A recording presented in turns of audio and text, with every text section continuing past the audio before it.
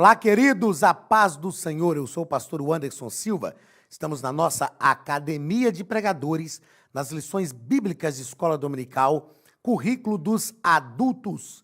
Na aula de hoje, você sabe, estamos estudando o terceiro trimestre de 2022, falando sobre as sutilezas de Satanás, os ataques de Satanás contra a igreja, com lições comentadas pelo pastor José Gonçalves. Na aula de hoje, estudaremos a lição de número 7, dia 14 de agosto de 2022, onde trataremos sobre a sutileza da relativização da Bíblia. A sutileza da relativização da Bíblia. Nós já temos falado isso aqui em outras aulas, mas existe, e vale repetir, existe um plano arquitetado por Satanás para dissuadir o homem de Deus. E é claro que este plano não deixaria de fora o ataque contra a Bíblia como palavra de Deus para a nossa vida. A Bíblia como a maior revelação escrita de Deus. E nós sabemos que é importante uma revelação escrita. A revelação escrita era importante para perpetuar uma fala de Deus para o ser humano, uma revelação de Deus para o ser humano, de forma escrita, para que não ficasse só na oralidade, porque a oralidade, ela acaba produzindo mudanças na sua transmissão.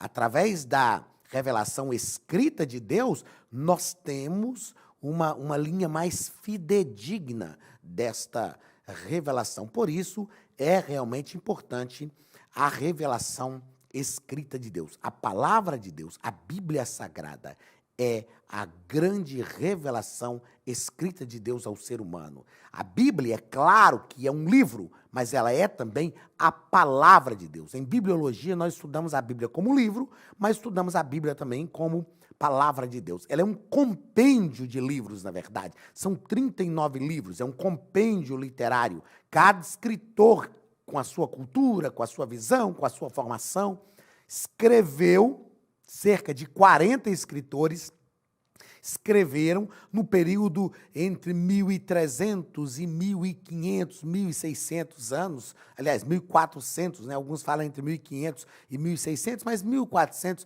e 1.600 anos aproximadamente, cerca de 40 escritores, não autores, porque a Bíblia tem um só autor que é Deus, mas tem cerca de 40 escritores, cada um com a sua cultura, mas escreveram inspirados. Isto é inspirar, é colocar para dentro. Escreveram sob a inspiração divina, que é o autor da Bíblia, para nos deixar lições, aprendizados, que transformam a nossa vida como um todo. Por isso a Bíblia, sem dúvida, ela é a palavra de Deus para a nossa vida. Então, existe aí, dentre essas estratégias de Satanás para dissuadir as pessoas de Deus, está a relativização da Bíblia. O texto áureo da nossa lição está em 2 Timóteo, capítulo 3 e versículo 16, quando Paulo garante a Timóteo o quê?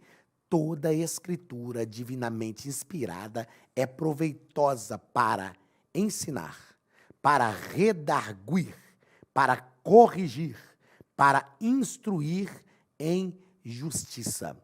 Okay? É apta para ensinar. O que é ensino? O ensino é aquilo que conduz. Ensinar é pegar pela mão e conduzir. Eu tenho licenciatura em pedagogia e a gente trata muito disso na pedagogia. Pedagogo, paidagogos. Ou seja, a pedagogia nos ensina que a gente deve ser como um pai que pega o filho pela mão e conduz no caminho do aprendizado. Isto é ensinar. O Howard Hendricks fala disso no seu livro Ensinando para Transformar Vidas. Através desse livro, nós gravamos um curso na plataforma, que está na plataforma da Academia de Pregadores, chamado 7 Leis do Ensino, e o Howard Hendricks vai falar sobre as fases do aprendizado. O ensino genuíno conduz pelas fases do aprendizado. Então, a escritura é inspirada e é proveitosa para ensinar.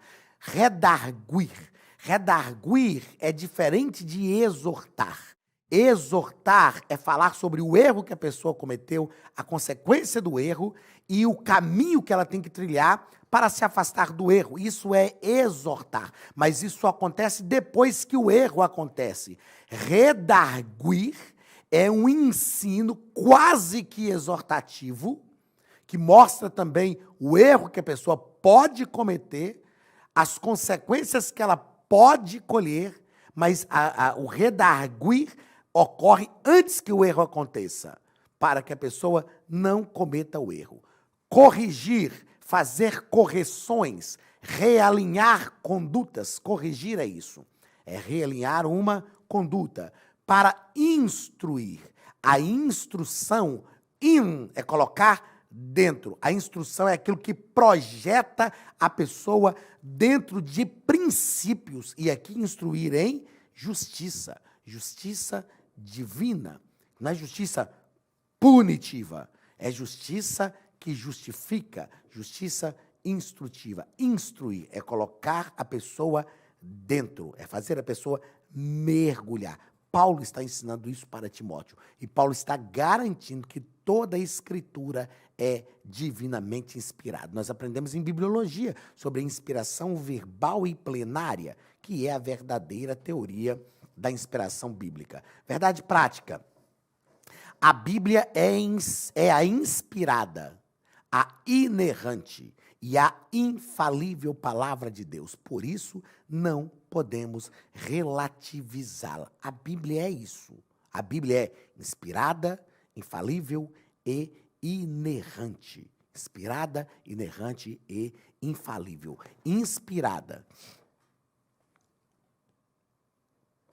Porque ela vem de Deus para o ser humano, veio de Deus.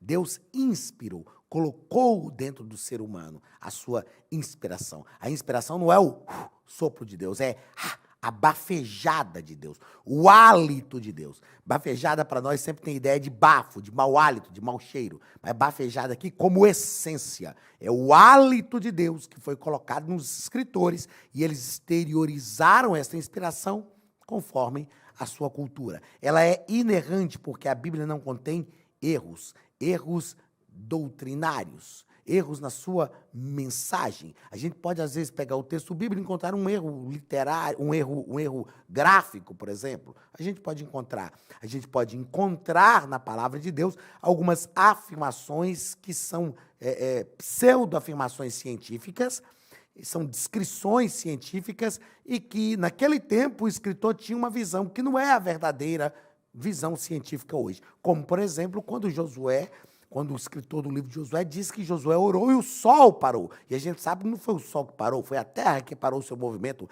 de rotação, que é o movimento que ela tem em torno do seu próprio eixo.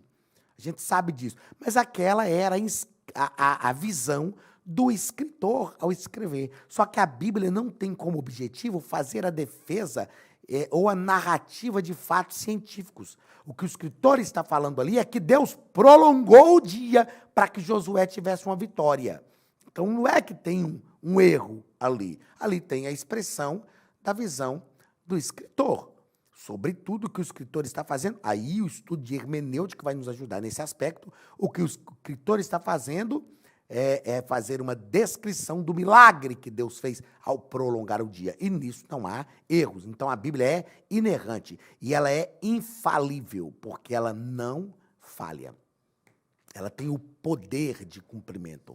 A palavra de Deus se cumpre verdadeiramente. Então, a Bíblia é inspirada, inerrante e infalível.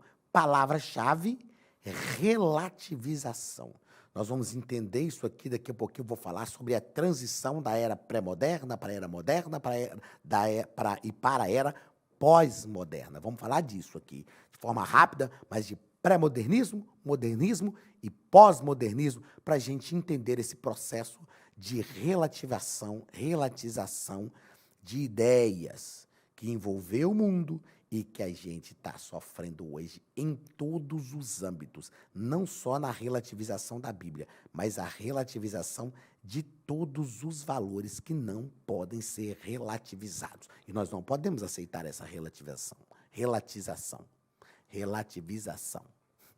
1 Timóteo, capítulo 3, versículos 14 ao 17, é o texto da nossa leitura bíblica em classe. Tu, porém, permanece naquilo permanece naquilo que aprendeste. Gente, permanecer.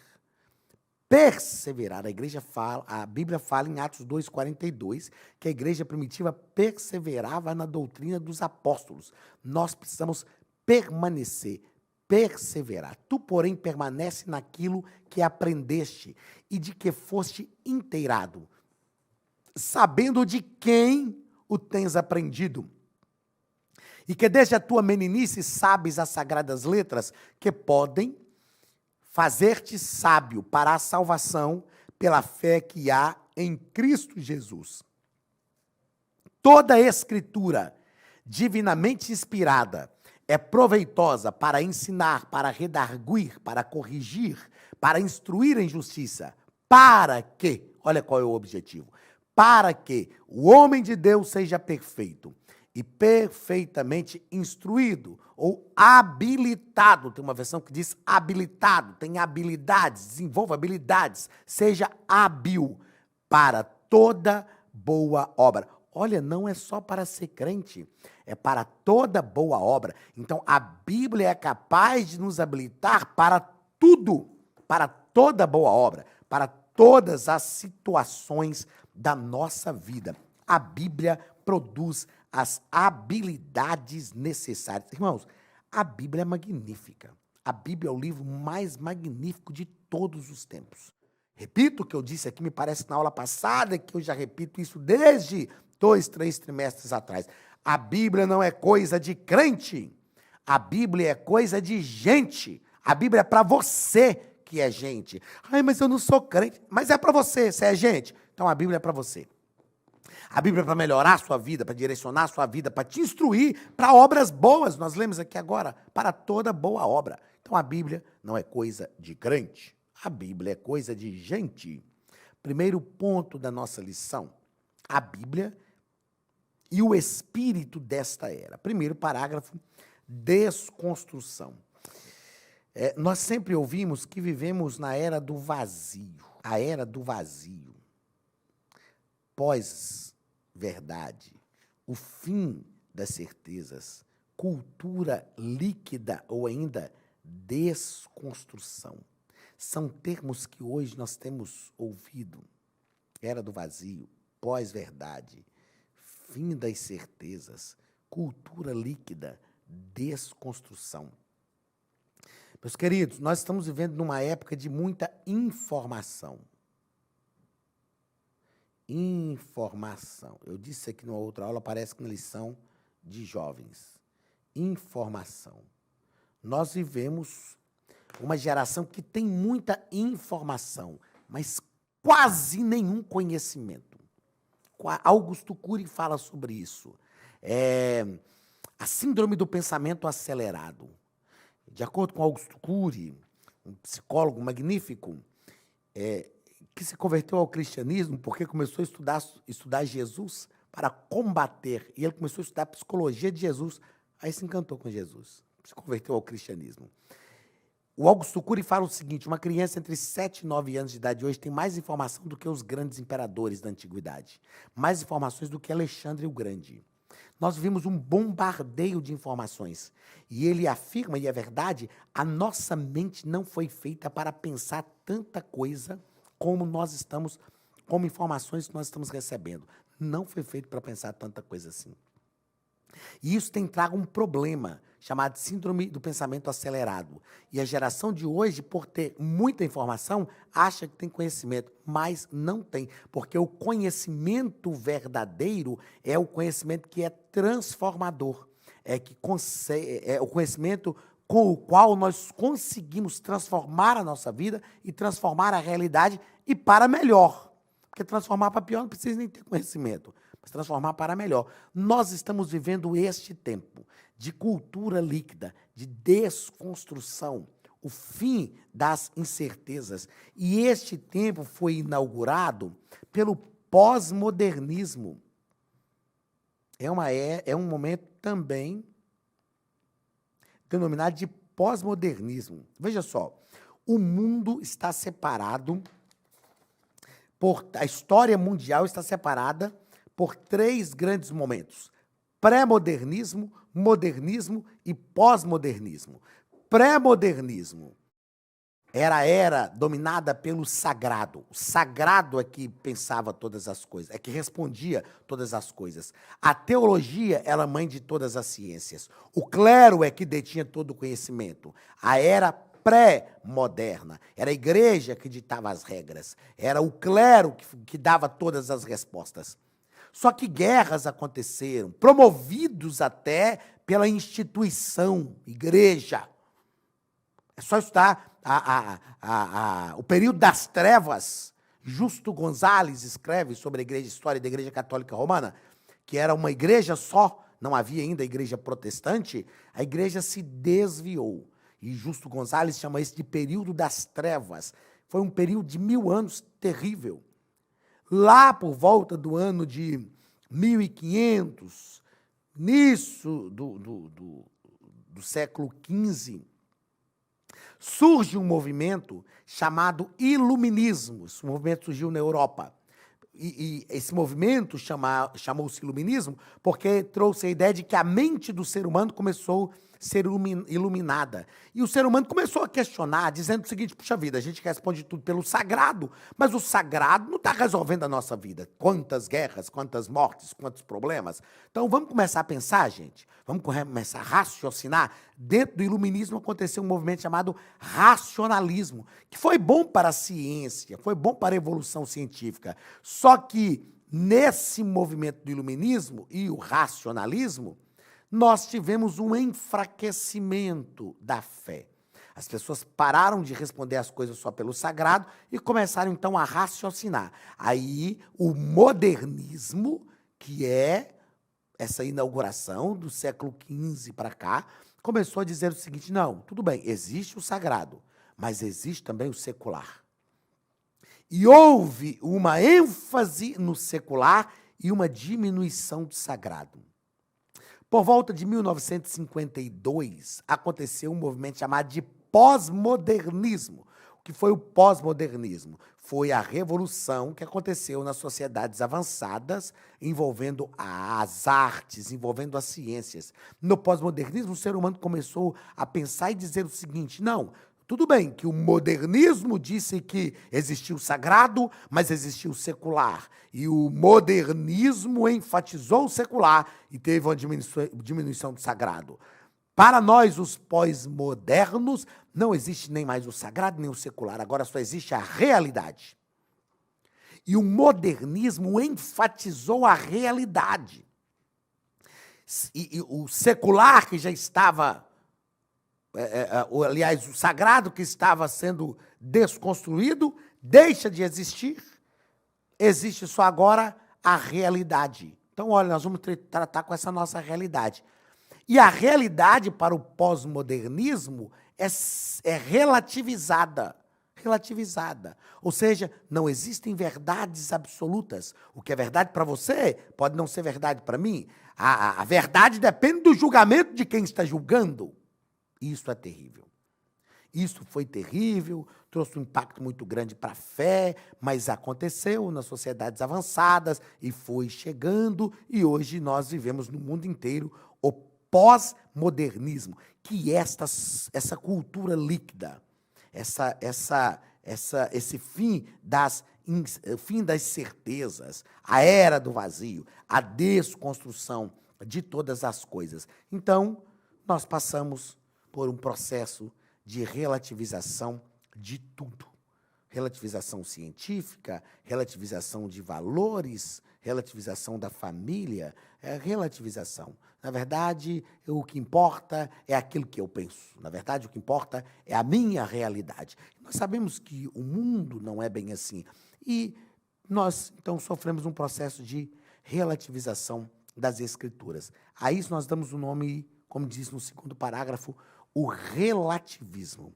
O que é, na prática, o relativismo e o que significa o relativismo? Significa dizer que qualquer julgamento depende do ponto de vista de quem julga ou analisa. Ou seja, não existe verdade.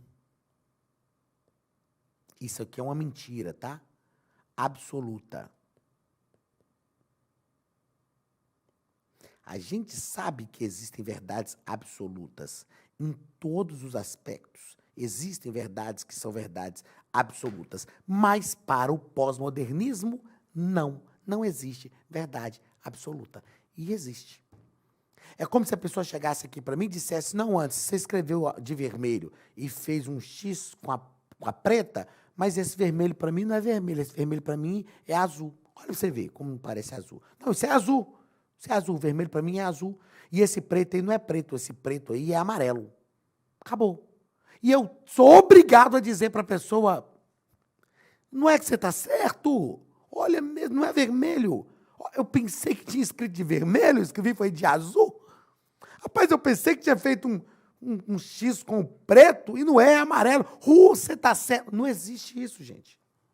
Não existe isso. Isso aqui é vermelho, isso aqui é preto, a não ser que a pessoa seja daltônica. Se a pessoa é daltônica, o problema não está na cor, o problema está na pessoa. É uma disfunção orgânica que a pessoa tem e que ela tem que trabalhar isso. Então, existem verdades absolutas em tudo. Um dia, o meu filho me questionou, falou, mas quem estabeleceu a ética? Quem estabeleceu os valores? Quem estabeleceu os princípios? Eu disse para ele, a própria sociedade. A própria vida estabelece isso para nós. Ah, não, mas os meus valores são como eu quero. Ok, você tem direito de estabelecer para você os valores que você quiser, mas você vai se chocar com valores estabelecidos na sociedade. Existem verdades absolutas. Ah, mas eu sou livre. Ninguém é totalmente livre, gente. Não podemos ser. Porque se você estudar a história do direito, o direito surgiu justamente porque todo mundo achava que era livre e um começou a interferir no direito do outro. Aí surge o direito para disciplinar as condutas.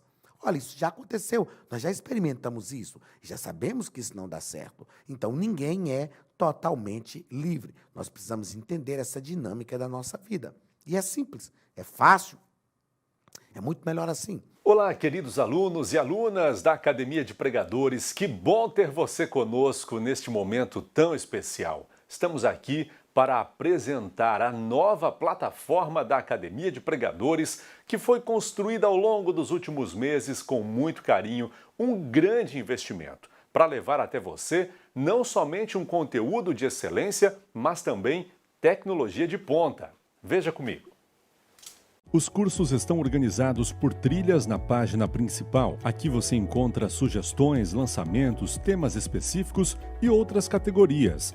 No final da página tem uma trilha com todos os cursos. Após começar os seus estudos, a primeira trilha será Continuar assistindo, que mostra somente os cursos iniciados por você. Sobre a capa do curso, consta o número de aulas, a carga horária e um botão para adicionar os favoritos.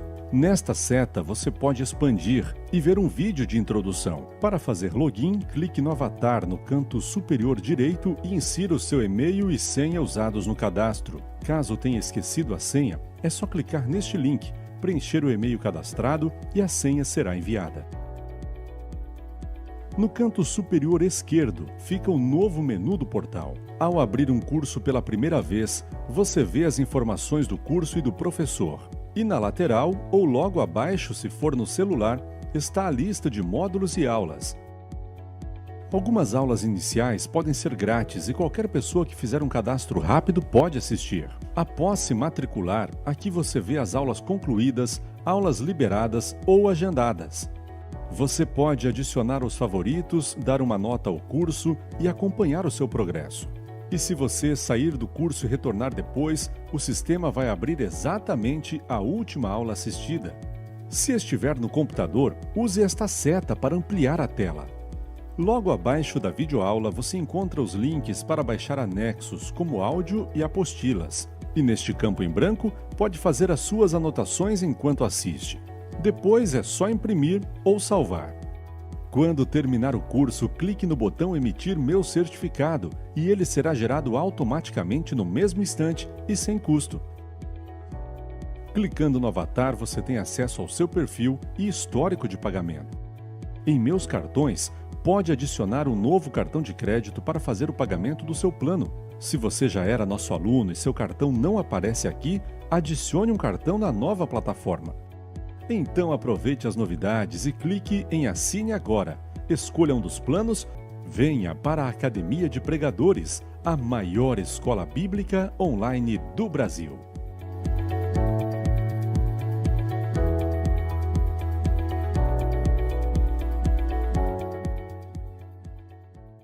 Segundo ponto, a Bíblia e o politicamente correto.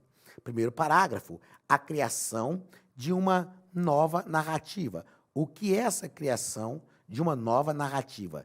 Trata-se de uma narrativa ardilosa, construída com o fim de desconstruir os valores cristãos e substituí-los por outros. O politicamente correto. O politicamente correto é aquele negócio que não nos leva a confrontar ninguém. A gente sabe que a palavra de Deus, ela nos confronta. E ela tem que nos confrontar. Nós precisamos ser confrontados, gente. Nós nascemos numa família e precisamos que os nossos pais nos confrontem. Para quê? Para alinhar a nossa conduta, para formar o nosso caráter, a nossa personalidade. É assim que acontece. O confronto é saudável. Mas o politicamente correto diz, não, a gente tem que respeitar o outro. Quem disse que é falta de respeito? Um dia eu falei com um amigo meu, um obreiro. Nós fazíamos parte de um grupo e ele expôs uma ideia que eu não concordava e nós começamos a discutir ali no grupo, que era um grupo de discussões. E de repente ele meio que apelou, eu falei, meu amigo, calma, isso aqui não é confronto de pessoas, é confronto de ideias. O politicamente correto está dizendo, não, se você questionar o que a pessoa está pensando, ela vai se sentir ofendida, mas peraí, por que a gente não pode ser inteligente o suficiente para discutir ideias sem confrontar pessoas? É um confronto de ideias e não um confronto de pessoas. A Bíblia nos confronta e ela tem que nos confrontar. Então, esse politicamente correto é algo ardiloso, demoníaco, para tentar desconstruir os valores cristãos e substituí-los por outro. Segundo parágrafo do segundo ponto, a criminalização da opinião. Gente, hoje ficou um trem de doido. Hoje você não pode falar o que você pensa, porque senão você é discriminado. Você fala o que você pensa, nós vamos tratar disso agora há pouco aqui, ó, você fala o que você pensa, você é chamado de fascista, você é chamado de tantos nomes. O nosso comentarista, ele coloca isso aqui. Não existe um espaço para a opinião. A gente vive hoje, ó, uma ditadura de opinião. Quem difere disso é execrado e até mesmo punido. É a ditadura do politicamente correto. Não há espaço para cristãos conservadores. Quando nós nos posicionamos, queremos expressar as nossas opiniões, é chamado de como é que é? Fascista, genocida. Você é um genocida, só porque pensa diferente. Isto é uma ignorância. E eu vou falar assim, sem pedir desculpa, mas com respeito, mas sem pedir desculpa. É uma burrice. Cada um de nós somos seres pensantes e cada um pensa diferente, gente. É claro que eu tenho que entender o limite do meu pensamento para não desrespeitar o outro. Mas cada um de nós pensamos diferentes. Agora, eu penso diferente, eu sou genocida. Eu penso diferente, eu sou fascista. Eu penso diferente. Não, essa é a ditadura da opinião. E onde está o livre direito de expressão? Onde está? Nós temos o livre direito de expressão. Essa criminalização da opinião é algo terrível. É algo terrível. Se eu não posso discriminar o outro, eu também não posso ser discriminado. O direito é uma via de mão dupla. O respeito é uma via de mão dupla. Tolerância. Às vezes dizem que nós, os protestantes, os conservadores, somos intolerantes. Não somos intolerantes. Nós não ofendemos pessoas. É claro que tem alguns que ofendem, mas não é o que nós pregamos, não é o que nós ensinamos. Nós não ofendemos pessoas. Agora, quando nós falamos a verdade, quando nós expressamos aquilo que a nossa fé nos propõe como convicção, aí sofremos intolerância. Aí sofremos intolerância. Onde está a intolerância social, intolerância religiosa? Será que realmente está em nós ou está em quem não pode tolerar o que nós pregamos, em quem não pode tolerar o que nós ensinamos? Nós precisamos virar isso. E virar a mesa aqui não é que a gente agora tem que partir para cima. Não, nós precisamos nos respeitar socialmente falando. Precisamos ter os nossos posicionamentos sociais e precisamos ter uma via de mão dupla. Ah, mas é porque vocês pastores... Não, gente, pastor, escuta aqui um negócio. Pastor é gente, pastor tem direito, pastor vota, pastor expressa, pastor estuda, pastor é inteligente, pastor vai para a faculdade, pastor é um ser pensante, ok? A gente não está aqui com a bitola assim, ó. Ah, a gente é bitolado, está com a viseira da religião. Não. Nós somos seres pensantes. Somos seres pensantes. O mundo precisa ouvir isso. Nós passamos, glória a Deus, passamos do tempo de pastores que ficavam ali, ó, lendo a Bíblia, sem nenhum estudo científico e pronto. Não, pastores têm formação. Eu tenho formação teológica. Eu tenho formação teológica, graduado em teologia, graduação reconhecida pelo MEC, pós-graduado em teologia sistemática, realmente titulado, pós-graduado em teologia sistemática. Mas eu tenho formação em licenciatura, sou licenciado em pedagogia. Olha, uma ciência secular. Eu tenho formação em psicologia pastoral, eu tenho uma profissão policial militar, e dentro da minha profissão eu fiz diversos cursos de formação na área de segurança pública, onde eu estudei diversas áreas do direito civil, direito penal, direito administrativo. Eu tenho formação. Porque tem gente que pensa que a gente vem sem formação. Ah, pastor, mas você está falando isso para aparecer? Não. Estou falando isso para que as pessoas entendam que hoje nós não temos uma galerinha de pastores aí analfabetos e que não sabem se posicionar, não. Nós temos posicionamento. Eu tenho conhecimento de sociologia, estudei criminalística, história do direito, estudei sociologia, estudei teorias do crime, teorias sociais, estudei. Temos formação nessa área. Então, nós falamos com propriedade. É claro que falamos alicerçado no que é a nossa regra de fé. Aqui, ó, a palavra de Deus. Essa é a minha regra de fé. Isso aqui ninguém vai me tirar. E não me envergonho.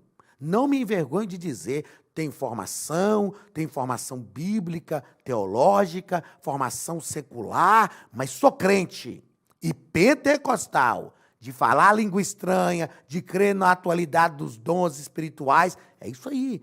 Não somos ignorantes. Temos formação. Né? E assim, eu vou dizer que eu sou o menor da casa do meu pai. Temos diversos outros pastores, são catedráticos em diversas áreas. Hoje nós temos crentes pentecostais que são juízes, promotores de justiça, desembargadores, empresários. Temos grandes homens de negócio. Temos em todas as áreas. Chegamos em todas as áreas. Então, você não está ouvindo um discurso de alguém desprovido de informação. Mas, sobretudo, você está ouvindo uma fala de alguém que tem a graça de Deus na vida, a unção de Deus, a inspiração de Deus e crê na palavra de Deus. Relativizar a Bíblia? Não. A Bíblia é a palavra de Deus. Não tem que ser atualizada. Nós temos que fazer uma contextualização da mensagem bíblica. Eu leciono hermenêutica, ensino hermenêutica, eu sei do que eu estou falando. Nós temos que fazer uma contextualização da mensagem bíblica. Relativizar a Bíblia, não. A Bíblia é a palavra de Deus. Os princípios normativos da Bíblia são para tornar os seres humanos melhores em todas as eras, em todos os tempos. A Bíblia continua sendo a mensagem de Deus à humanidade, que salva, que transforma, que faz aquilo que instituições humanas não faz. A Bíblia tem o poder de restaurar viciados, drogados, prostitutas. A Bíblia tem o poder de transformar a vida de criminosos. A palavra de Deus tem, sempre teve e continuará tendo esse poder. Ela não precisa ser relativizada, ela não precisa ser atualizada, ela é a palavra de Deus para o nosso coração. Quem crer nela terá sua vida transformada e será salvo. Ah, mas o que a Bíblia tem com a nossa vida cotidiana? Tem. Um dia os discípulos perguntaram para Jesus: deixamos tudo para te servir, o que nós vamos ganhar com isso? Jesus disse: aquele que deixou pai e mãe, irmão, irmã, que deixou família, que deixou tudo para me seguir, receberá comprovações 100 vezes mais nesta vida. O evangelho não é o evangelho só escatológico, só para o porvir. O evangelho é o evangelho para hoje, para agora. Jesus falou com os discípulos: receberá 100 vezes mais nesta vida. E por fim, a vida eterna. A Bíblia tem o poder de transformar uma sociedade. A Bíblia tem o poder de realinhar a conduta. A Bíblia tem o poder de harmonizar os nossos relacionamentos, de harmonizar o relacionamento social. Ela tem este poder. A Bíblia é uma ferramenta de Deus para transformar a sociedade. O diabo não quer isso, porque ele quer te destruir, quer desumanizar o homem. Mas Deus não. Deus não é um ditador que está aqui com a arma apontada para sua cabeça, dizendo: me adore ou eu te mato. Não, você não é obrigado a adorar. Você não é nem obrigado a crer em Deus. Quem faz isso é o diabo. Deus não. Deus nos conquista, nos persuade, Deus nos corteja, Deus nos ama, Deus nos envolve. E Ele quer o melhor para a nossa vida, porque nós somos criados por Ele e para a glória do seu nome. Terceiro parágrafo. A Bíblia e o outro evangelho. Uma nova metodologia. Surge uma nova metodologia. E é o que os exegetas, que são aqueles que defendem a fé, chamam de hermenêutica centrada no leitor. Veja bem, isso é um absurdo. Isso é um absurdo. Ao invés de ler qualquer livro e pensar assim: o que o autor quer dizer? O pós-modernismo está dizendo que, não, isso não tem importância, isso não é relevante, isso não tem valor. Na verdade, a gente tem que pensar o seguinte: o que isso significa para mim? E o que significa é isto que é. Claro que não. O importante é o que o autor quis dizer. Eu preciso compreender o que quem escreveu estava querendo dizer. Aí eu entendo o que ele queria dizer e penso: bem, essa mensagem é relevante para a minha vida. Isso que ele está dizendo é importante para mim? É, não é, ok. Mas essa exegese centrada no leitor, gente, isso é um absurdo. É só parar para pensar, gente. Não estou falando de nada espiritual, não. Estou falando de inteligência. De inteligência. Quer dizer que o mais importante é o que eu entendo e não o que o outro escreveu? Claro que não. É claro que na comunicação é importante que o receptor entenda a mensagem. Mas o receptor também precisa de um esforço para compreender aquilo que a origem da mensagem está transmitindo. Okay? Então, a hermenêutica bíblica não é centrada no leitor. A hermenêutica bíblica é centrada no texto. O que o escritor quis dizer, gente? Qual foi o tempo, o momento, a situação, a circunstância?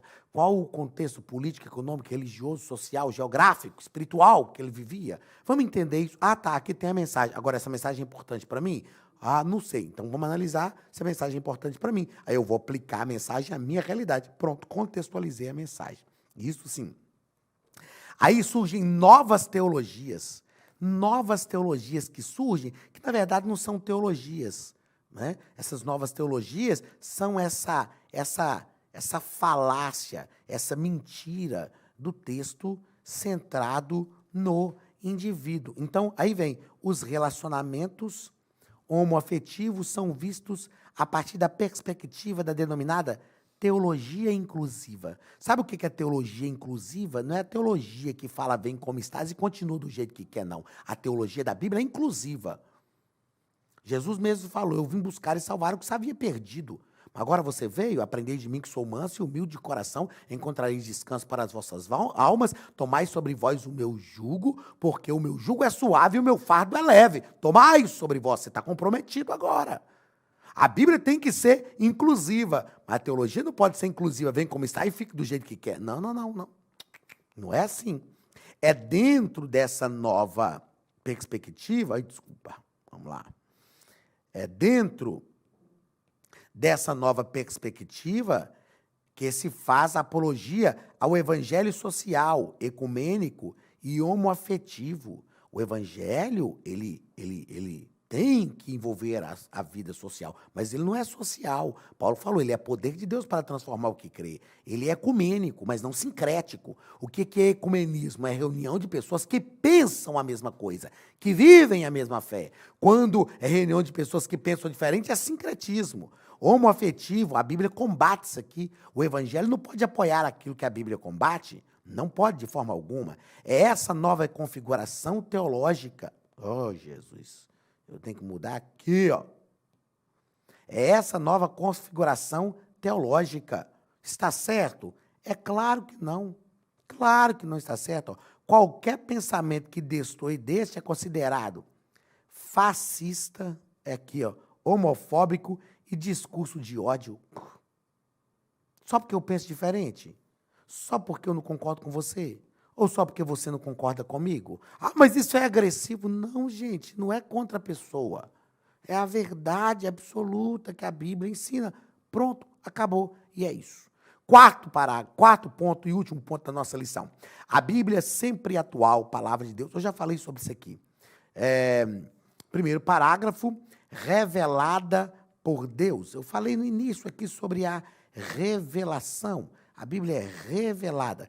Qualquer tentativa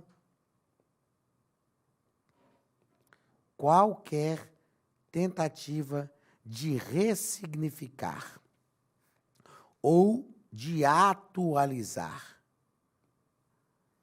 a Bíblia, fazendo que ela se ajuste a essa cultura contemporânea, deve ser rejeitada e vista como heresia. Eu já disse, a gente tem que aplicar a mensagem da Bíblia de forma atualizada, que nós chamamos isto, em homilética, que é a arte de pregar e preparar sermões, de aplicação da palavra. E segundo e último ponto, segundo parágrafo e último ponto da nossa lição, inspirada por Deus. Inspirada. Inspire, respire. Lembra que o médico faz isso quando vem com o estetoscópio? Inspirar, colocar para dentro. A Bíblia foi inspirada por Deus. Deus colocou dentro dos escritores a palavra e eles exteriorizaram. A Bíblia foi inspirada por Deus, tá ok? Eu vou terminar falando bem pertinho de você aqui, para você compreender a nossa fala, fechando esta nossa 7ª lição. Queridos, eu vou repetir algo que eu já disse algumas vezes. Sempre que a gente trata aqui na Academia de Pregadores desses assuntos mais polêmicos, nós tratamos com muito cuidado, com muito critério e, sobretudo, permeados pelo amor, mas também com verdade, e com verdade escriturística, verdade da palavra de Deus. O nosso desejo é que você compreenda o nosso amor por você. E sabe, você que está nos ouvindo, discorda de algumas coisas que nós falamos, é o seu direito. E nós também não vamos te criticar, não vamos te execrar por discordar de algumas coisas que nós pensamos. Mas esta é a expressão da nossa fé. Este respeito deve ser uma via de mão dupla. Nós amamos todos em Cristo Jesus e desejamos que a luz do Evangelho resplandeça a todos, a fim de que realmente estejamos de volta à nossa origem, que é Deus, através de Cristo, sob a ação do Espírito Santo. Deus te abençoe, te amamos em Cristo e desejamos toda a bênção e prosperidade de Deus para a tua vida. Que o Espírito Santo te ilumine, te ajude, te revele o caminho correto, porque só Ele pode realmente fazer isso. Deus te abençoe, um beijo no seu coração, um grande abraço do pastor Anderson Silva e da Academia de Pregadores, em nome de Jesus.